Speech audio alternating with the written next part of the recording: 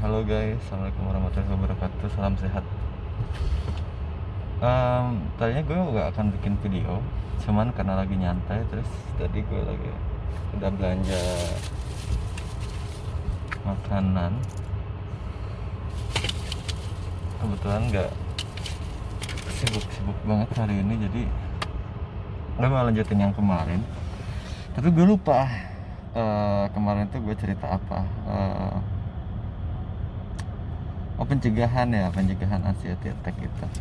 Sekarang gue udah bisa kerja lagi ya. Ngomong-ngomong, gue cerita sedikit. Sekarang gue udah bisa bekerja lagi, udah bisa ngumpulin pundi-pundi uang lagi, terus udah bisa bersosialisasi. Itu yang penting, karena dulu gue nggak bisa banget bersosialisasi.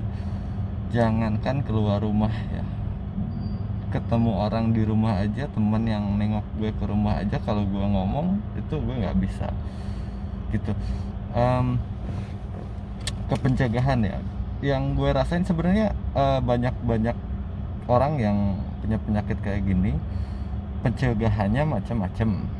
Kalau saran dokter sih memang ya, mungkin kalian udah tahu ya, mungkin kalian udah lihat di YouTube sebelah, di channel sebelah, pencegahannya seperti ini seperti itu, memang betul seperti itu. Tapi yang kalau yang gue rasain sih, gue selalu tergantung kita sendiri sih ya, tergantung hati kita sendiri sih sebenarnya. Kalau gue lebih ke jangan terlalu capek, karena memang dengan aktivitas yang banyak, yang capek, kadang bikin mood gitu tuh nggak bener gitu ya, karena stres itu ngaruh banget gitu. Apalagi gue, karena gue tuh punya asam lambung dan anxiety attack. Karena kan kalau misalkan asam lambung itu datang, otomatis nyerangnya ke otak gua. Stres, kalau stresnya datang, otomatis lambungnya. Jadi mereka berkesinambungan sebenarnya gitu. Untuk pencegahan, yang pertama, karena gua berobat, gua itu udah tahu kalau misalkan, bukan udah tahu, gua punya feeling kalau misalkan ini badan udah nggak enak, pikiran gua udah nggak enak, gua harus minum obat. Itu kalau lu udah berobat, kalau udah punya obat. Tapi kalau lu belum berobat, usahain kalau memang anxiety-nya itu datangnya sangat-sangat nyiksa lu banget, yang pertama lu harus lakuin, jangan panik banget. Apa ya? Jangan panik banget. Bingung juga ngejelasinnya, karena gue juga ngerasain lah ya, pas panik itu menyerang, pas si anxiety attack itu menyerang. Kalau gue dulu, gue disuruh diem, disuruh apa tuh memang gak bisa. Sampai akhirnya gue masrahin diri, gue diem, gue tiduran, udah gak. Karena itu waktu itu memang, karena nggak ada orang banget, gue mau minta tolong ke siapa, pegang handphone pun gue udah nggak bisa. Jadi gue diemin, gue tidurin, gue relaxin, dan banyak-banyak doa lah dari situ. Karena setelah 15 menit atau 20 menit itu penyakit itu akan hilang. Serius, kalau lu belum punya obat ya. Jadi lu berusaha tenangin diri lu, walaupun memang gue akui itu berat banget. Lu tenangin diri, tarik napas dalam, keluarin dari mulut, segitu-gitu aja. Tarik napas, keluarin, tarik napas, keluarin, tarik napas. Itu membantu lu banget, serius. Dan terus berpikir positif intinya gitu ya. Walaupun memang kalau gue sih, karena kalau kedatangan penyakit itu pasti rasanya mau mati hari itu juga gitu ya. Ayo, by the way, sorry gue lagi kerja, kamera handphonenya agak sedikit blur. Gitulah pokoknya pencegahan yang pertama itu. Pencegahan yang kedua, kalau sudah membaik, usahakan lu diam dulu sejenak, minum banyak minum air putih. Kalau bisa sih dua gue dua gini ya Raya, dua gini lah ya, mungkin berapa liter sih, 600 ml berarti 1200 ml lah ya. Lu minum yang banyak pokoknya intinya, atau 4 gelas lah ya, 4 gelas gede ya. Lu minum yang banyak, terus tarik nafas. Udah, soalnya penyakit itu tuh yang gue rasain karena datangnya tuh kan ngedadak banget, nggak tahu di mana. Kadang kalau misalkan kita lagi diam, terus stres, ngelamun, udah datang gitu ya.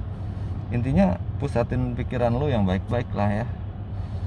selama ini juga gue lagi belajar, gue juga nggak menggurui, cuman ya pencegahan yang serasa paling ampuh buat gue itu, kecuali lu udah punya obat dari psikiater, ya lu minum obat itu, insya Allah obat itu bikin lu sedikitnya tenang, relax gitu ya.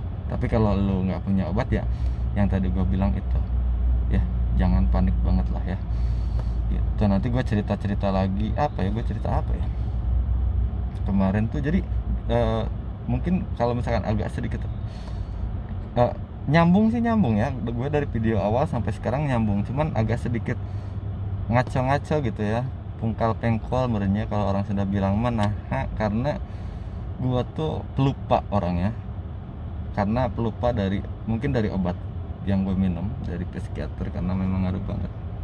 Tapi ngejalur kok, nanti gue juga bikin videonya. Gue udah kemarin udah teleponan sama dokter gue, ya udah lu sebar dulu aja tentang penyakit ini. Kalau misalkan banyak orang yang perlu pertolongan, dalam artian karena dokter psikiater gue ini support banget kalau orang yang banyak lihat gitu ya, orangnya banyak lihat terus yang penyakitnya sama kayak gue, terus dia nggak tahu kemana, harus ke psikiater siapa.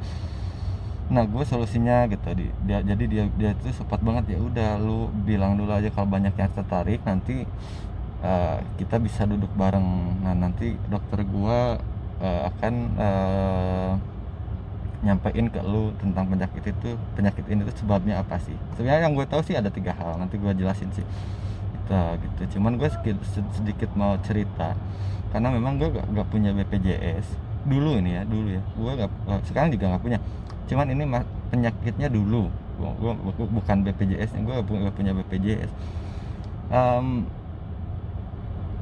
Gua tuh pagi-pagi udah ngerasa gak enak badan memang, dan sorry gue ngomongnya jorok, gue pengen BAB waktu itu pagi itu juga.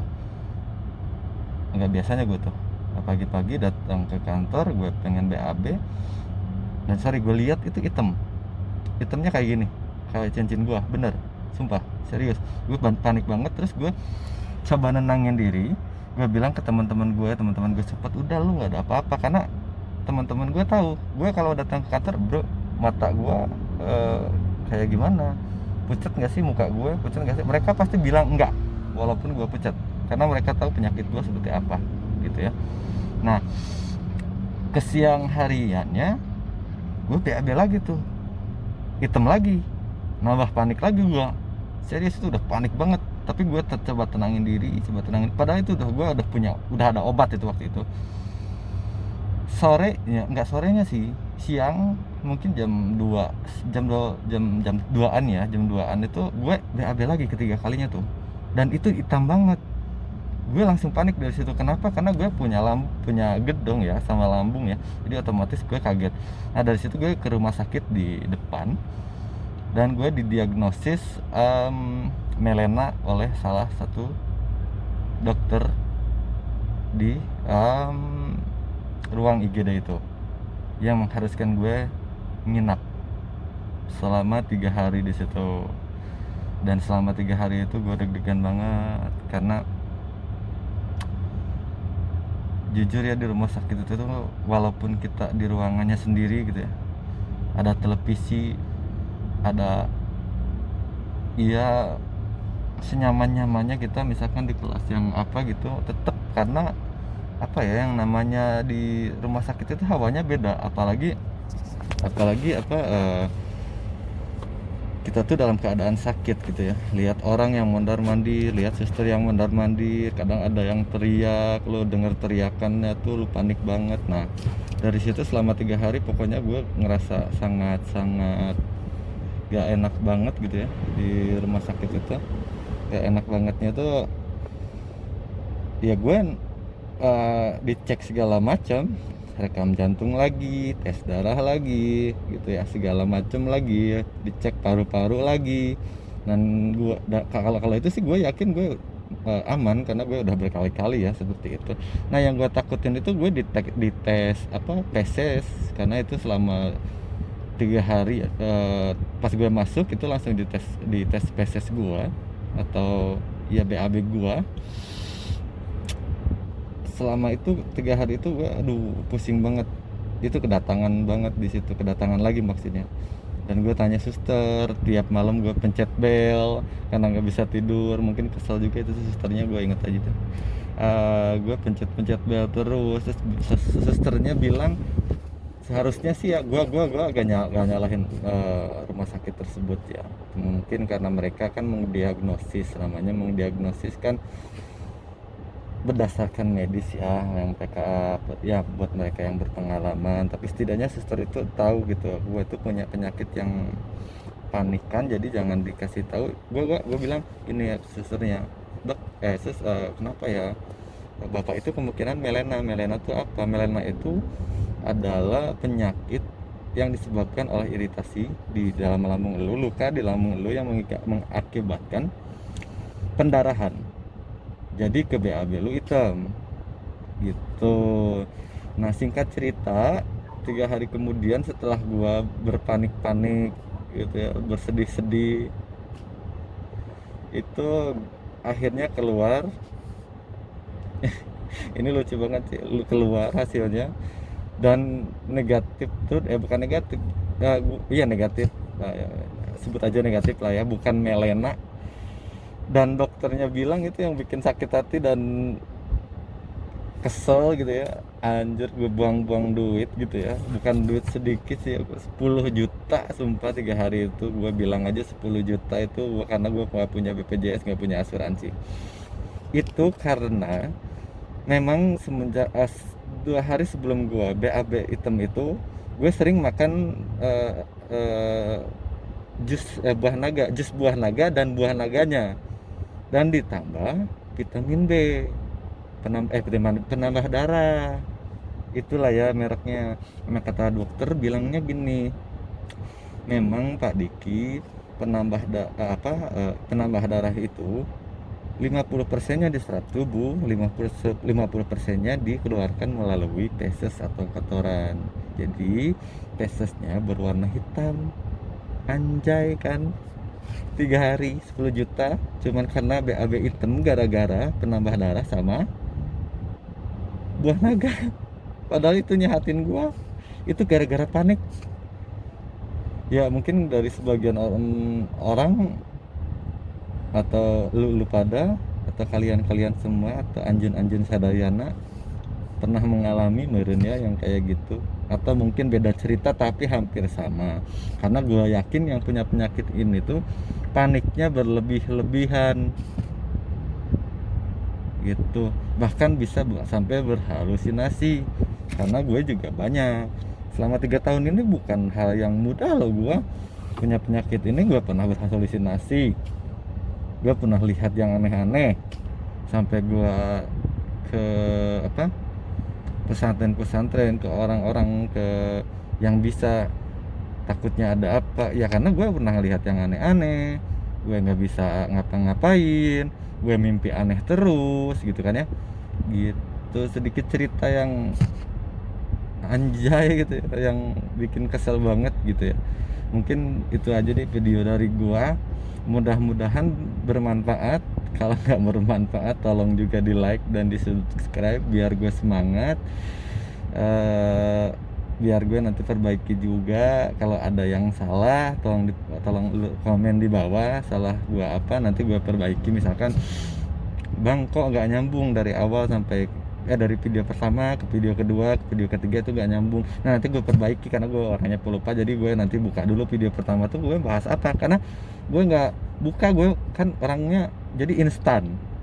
Gue ngomong sekarang tuh instan, jadi nggak dipikir dulu kayak orang-orang di konsep dulu, nggak sumpah. Gue pengen ngomong ya gue rekam gitu maksudnya. Makanya kalau ada yang salah tolong di bawah komen ya, dan jangan lupa di like, subscribe, karena gue bakal cerita yang banyak. Mungkin di sini juga nanti gue akan mudah-mudahan, karena gue kan suka hobi musik, gue akan ngembangin juga di sini, berbagi cerita penyakit gue, tentang usaha, karena gue juga membuka usaha alhamdulillah, tentang kerjaan juga. Selain gue buka usaha, gue juga kerja alhamdulillah. Oke, segitu aja dulu video dari gue, semoga bermanfaat. Kalau ada yang mau ditanyakan dari kalian silahkan komen. Selalu semangat, tetap bekerja keras, selalu berpikir positif, dan jangan menyerah ya. Kalian yang masih jomblo, cepet-cepet nikah ya.